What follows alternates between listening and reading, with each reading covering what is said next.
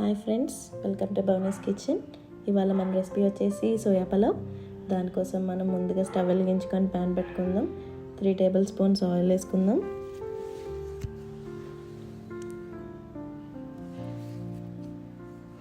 Oil కొంచెం heat అయినాక మనం 4 లవంగాలు, 2 చిన్న ముక్కల చెక్క వేసుకుందాం. ఇప్పుడు మనం సన్నగా తరిగి పెట్టుకున్న ఉల్లిపాయలు,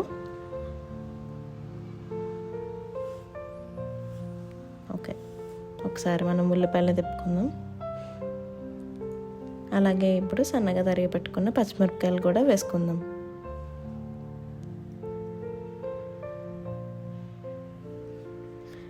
ఓకే, ఉల్లిపాయలన్నీ ఇప్పుడు మనం బాగా గోల్డెన్ బ్రౌన్ కలర్ వచ్చే వరకు, లైట్ గోల్డెన్ బ్రౌన్ కలర్ వచ్చే వరకు వేయించుకుందాం. ఎందుకంటే మనం వెజ్జీస్ యాడ్ చేస్తాం, అప్పుడు కూడా ఈ ఉల్లిపాయలు కూడా వాటితో పాటు వేగుతాయి. ఓకే, ఇప్పుడు మనం ఉల్లిపాయలు ఉడికిపోయి ఇంకొక 1 మినిట్ ఉంచుదాం.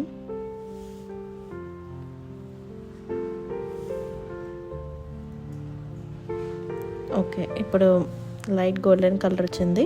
దాన్ని ఇప్పుడు మనం ముందుగా చిన్నగా కట్ చేసి పెట్టుకున్న క్యారెట్ ముక్కలు, అలాగే చిన్నగా కట్ చేసి పెట్టుకున్న బీన్స్ ముక్కలు కూడా వేసుకొని మనం వేయించుకుందాం. ఈ వెజ్జెస్ ఒక 3-4 మినిట్స్ వేయించుకుంటే బాగుంటుంది. టేస్ట్ కూడా చాలా బాగుంటాయి.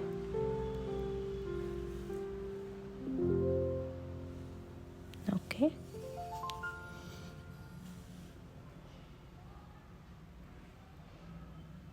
ఓకే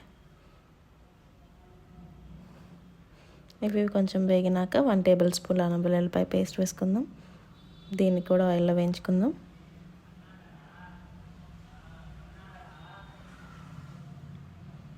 ఓకే, ఇది కొంచెం వేగినాక ఇప్పుడు మనం జీడిపప్పును వేసుకుందాం.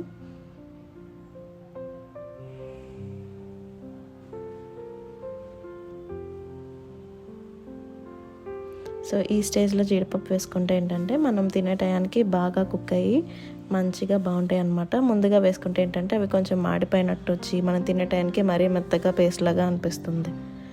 సో ఇప్పుడు జీడిపప్పు కూడా వేగిపోయినాక మనం ముందుగా వేడి నీటిలో నానబెట్టుకున్న సోయా చంక్స్ని నీళ్ళు పోయేంత వరకు నీళ్ళు మొత్తం పోయేలా చేసేసి ఇప్పుడు మనం ఇందులో వేసుకుందాం. ఓకే, ఇప్పుడు వీటిని కూడా 2 మినిట్స్ ఫ్రై చేసుకుందాం. ఇవి బాగా నూనెలో ఫ్రై అయితే చాలా బాగుంటాయి. సోయా చంక్స్ వల్ల మనకి చాలా ప్రోటీన్ అనేది ఉంటుంది. అలాగే ఇది చాలా చాలా మంచిది కూడా మన హెల్త్కి. డైలీ కాకపోయినా వీక్లీ ట్వైస్ తిన్నా సరే చాలా బాగుంటుంది.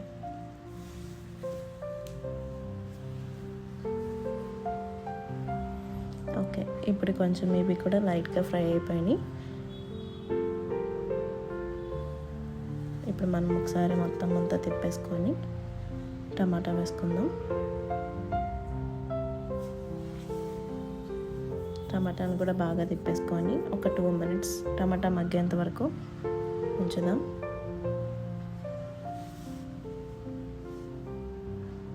ఓకే, టమాటా మగ్గిపోయినాక కొంచెం పుదీనా ఆకు, అలాగే కొంచెం కొత్తిమీర కూడా వేసుకుందాం. పుదీనా ఆకు ఫ్రెష్గా ఉంటే మంచి అరోమా వస్తుంది మనం చేసే ఫుడ్కి.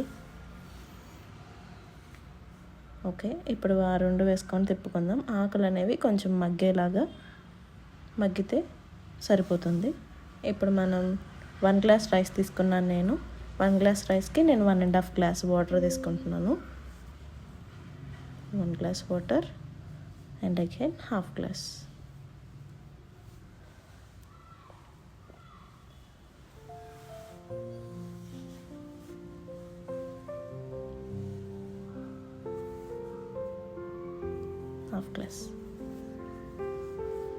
అండ్ ఇప్పుడు రుచికి సరిపడా ఉప్పు వేసుకుందాం.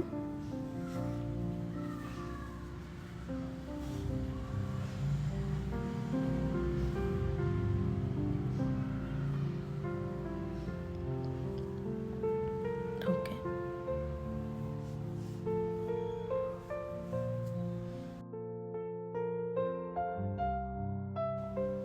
ఇప్పుడు మనం సాల్ట్ వేసుకున్నాక ఒకసారి కలుపుకుందాం. ఓకే, దీన్ని కలుపుకున్న తర్వాత మనం ఒక 1 టేబుల్ స్పూన్ నెయ్యి వేసుకుందాం. నెయ్యి అనేది మంచి టెక్స్చర్ అనేది వస్తుంది మనం వేసుకునే రైస్కి వాటికి. ఓకే, 1 టేబుల్ స్పూన్ నెయ్యి వేసుకున్నాక ఒకసారి అంతా తిప్పుకుందాం. సో వాటర్ అనేది ఇలా బాయిల్ అవుతున్న స్టేజ్లో మనం వేసుకున్న సాల్ట్ కూడా బాగా కలిసిపోయి ఉంటుంది. మనం ముందుగా వేసుకున్న సాల్ట్ కూడా కలిసిపోయింది కాబట్టి ఒకసారి టేస్ట్ చూద్దాం ఎలా ఉందో టెక్స్చర్. ఓకే, సాల్ట్ అనేది మనకి ఎలా ఉండాలంటే మనం వేసుకున్న దానికి సరిపడా కాకుండా కొంచెం ఎక్కువ ఉండాలి. అప్పుడే మనం రైస్ వేసుకున్నప్పుడు ఏంటంటే ఆ వాటర్, ఆ సాల్ట్ వాటర్ ఆ రైస్ అబ్జర్వ్ చేసుకొని మనం రైస్ తినేటప్పుడు కూడా కరెక్ట్గా ఉంటుంది. సాల్ట్ తక్కువ అవ్వకుండా, మరీ ఎక్కువ కాదు, కొంచెం ఎక్కువగా ఉండాలి సాల్ట్. సో నాకు ఇప్పుడు సాల్ట్ సరిపోలేదు, నేను కొంచెం సాల్ట్ వేసుకున్నాను. సో ఈ స్టేజ్లో బాయిల్ అవుతున్నప్పుడు మనం ముందుగా కడిగి నానబెట్టుకున్న 1 కప్ రైస్ని ఇందులో వేసుకుందాం.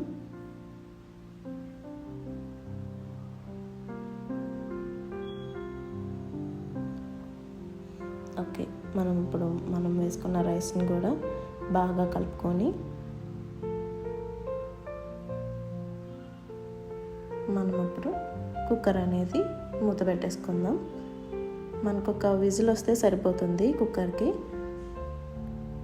ఒక విజిల్తోనే మనం సోయా పలావ్ అనేది రెడీ అయిపోతుంది. సో ప్రెషర్ వచ్చినాక దాన్ని అనేది ప్రెషర్ అంతా పోయేదాకా దాన్ని ఒక 10-15 మినిట్స్ పక్కన పెట్టేయాలి. ఓకే,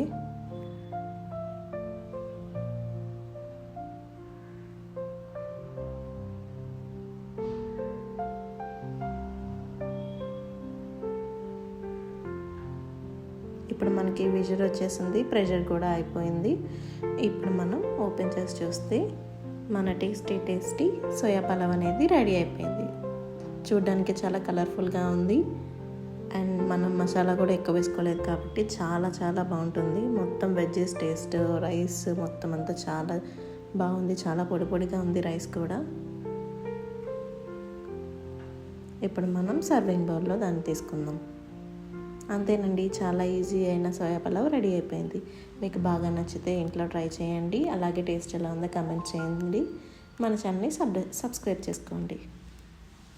ఇది నాకు ఒక చిన్న మోటివేషన్లా ఉంటుంది.